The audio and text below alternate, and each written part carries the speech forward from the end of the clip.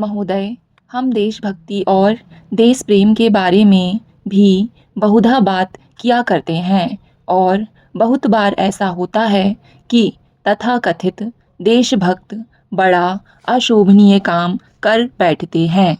इसलिए इस बात का कोई विशेष महत्व नहीं कि मैं या अन्य कोई माननीय सदस्य इस बारे में या किसी और बारे में इतनी प्रिय भाषा का इस्तेमाल करते हैं। अंतिम कसौटी है हमारा व्यवहार।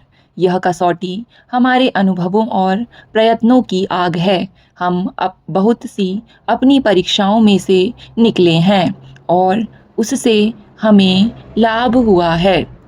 अपनी कमज़ोरियों के बावजूद हमारे कुछ नियम थे। कोई रोशनी थी जिसकी तरफ हम खिंचे, अपने कमज़ोर कदमों से उसकी तरफ बढ़े और इससे हमें शक्ति मिली। हमने इस बात की चिंता नहीं की कि हमें बाघ की बजाय जंगल से गुजरना पड़ा। हम लोगों की जो पीढ़ी है वह ऐसे ढंग से पली। मैं यह बात अपने बारे में नहीं कहता, बल्कि इसलिए कहता हूँ कि हमारे देश के लोगों की याद बड़ी क्षणिक है और वे अपने अतीत में बहुत जल्दी भूल जाया करते हैं। वे भूल जाते हैं कि हमने बुराई के सामने झुकना नहीं सीखा है। जब उस बुराई के पीछे बहुत ज़बरदस्त शक्ति थी, तब भी हम उनके सामने नहीं झुके, जिसके मुकाबले हम कमज़ोर और निहत्थे थे। तो आज जबकि हम पहले से ज़्यादा ताकतवर हैं, कैसे झुक सकते हैं? तो हम अपने मन, अपने दिलों और साथ चल सकने की क्षमता के बारे में वास्तव में पहले से ज़्यादा ताकतवर हैं। इसी चीज़ से हमें पहले बल मिलता था। क्या आज भी हमें इससे बल मिलता है? मैं नहीं समझता कि किसी कठिनाई के समय संगठित जनता की बुनियादी ताकत के बिना हमारी फौजें बहुत काम आ सकती हैं। लोगों ने कहा है कि वे गेहूं खा ही नहीं सकते। उन्होंने कहा है कि उन्हें चावल ही मिलना चाहिए। मुझे ऐसा लगा कि ऐसे समय जब बड़ी चीज़ें दांव पर लगी हों, तो छोटे प्रश्नों को उठाना बुनियादी तौर से गलत चीज़ है। इधर हम अपनी स्वतंत्रता के बारे में गंभीर हैं, तो हमें गेहूं ही नहीं बल्कि गेहूं से भी घटिया किसी चीज़ पर गुज़र करनी होगी। चावल की बात करते जाने और यह शिकायत करते चले जाने का कोई मतलब ही नहीं कि हमें गेहूं खाने की आदत नहीं। महोदय, सामान्य आर्थिक सेवा और सामाजिक घटना के रूप में पर्यटन स्वतंत्रता के बाद की देन है। यह एक ऐसी प्रवृत्ति है जो विश्व में सर्वत्र प्रकट हो रही है। पर्यटन सबसे बड़ा निर्यात उद्योग बन गया है। विश्व बैंक और विश्व पर्यटन संगठन इसे इस रूप में मान्यता भी प्रदान करते हैं। भारत इस उद्योग का बड़ा भाग पाने के लिए प्रयत्नशील है, लेकिन अनेक कारणों से उसे विश्व पर्यटन उद्योग का बहुत मामूली हिस्सा 0.4% मिलता है और उसे इतने से ही संतोष करना पड़ता है। लेकिन प्रयास जारी रहेंगे और इस बात की पूरी संभावना है कि भारत विदेशी पर्यटकों की प्रिय मंजिल बनकर रहेगा। पिछले साल 21 लाख से अधिक पर्यटक विदेशों से भारत आए। निसंदेह 10 करोड़ से अधिक देसी पर्यटक देश में एक स्थान से दूसरे स्थान पर गए।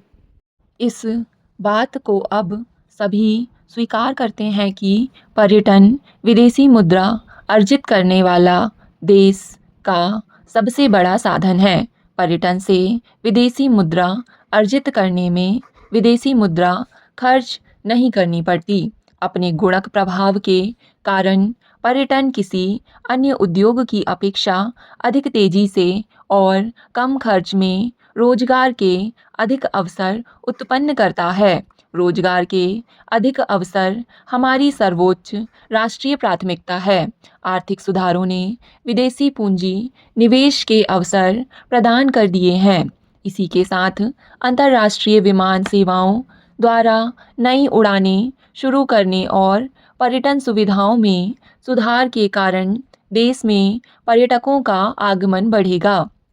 तथापि पर्यटन क्षेत्र में विस्तार की सीमा का अनुमान इस बात से लगाया जा सकता है कि 1947 तक यह सरकार के समर्थन से चलने वाली संगठित गतिविधि नहीं थी।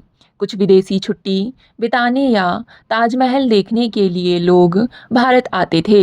उस समय पैकेज टूर बड़े लीक होटलों अथवा घरेलू विमान सेवाओं की जो यात्रियों को आमोद प्रमोद के स्थान पर ले जा सकें व्यवस्था नहीं थी। उन दिनों यात्री या तो सरकारी कामकाज के सिलसिले में भारत आते थे या पढ़ने लिखने अथवा अनुसंधान कार्य के सिलसिले में किसी विश्वविद्यालय में आते थे।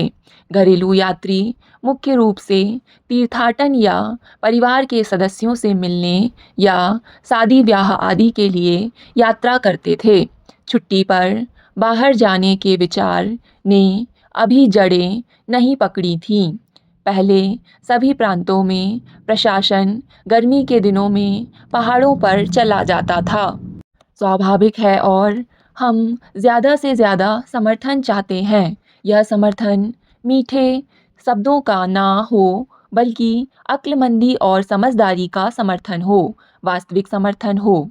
पिछले कुछ दिनों में मैं दिल्ली और आसपास की जगहों में बाज़ारों और खेतों आदि में घूमा हूँ ताकि बहुत से लोगों से मिल सकूँ। मैंने उन्हें उन प्रश्नों के बारे में बताने की कोशिश की है जिनसे हम परेशान हैं और उन भारी बोझों के बारे में जिन्हें हम ढो रहे हैं। मैंने उनसे समर्थन मांगा है। जहाँ भी मैं गया हूँ मुझे उनका समर्थन मिला है। इससे मेरा उत्साह बढ़ा है क्योंकि ये वही लोग हैं जिनके बारे में हम समझ लेते हैं कि हम उनके प्रतिनिधि हैं और आखिर इन्हीं की इच्छा पर सब कुछ निर्भर है और जिनका उत्साह और किसी भी संकल्प से ज़्यादा मायने रखता है।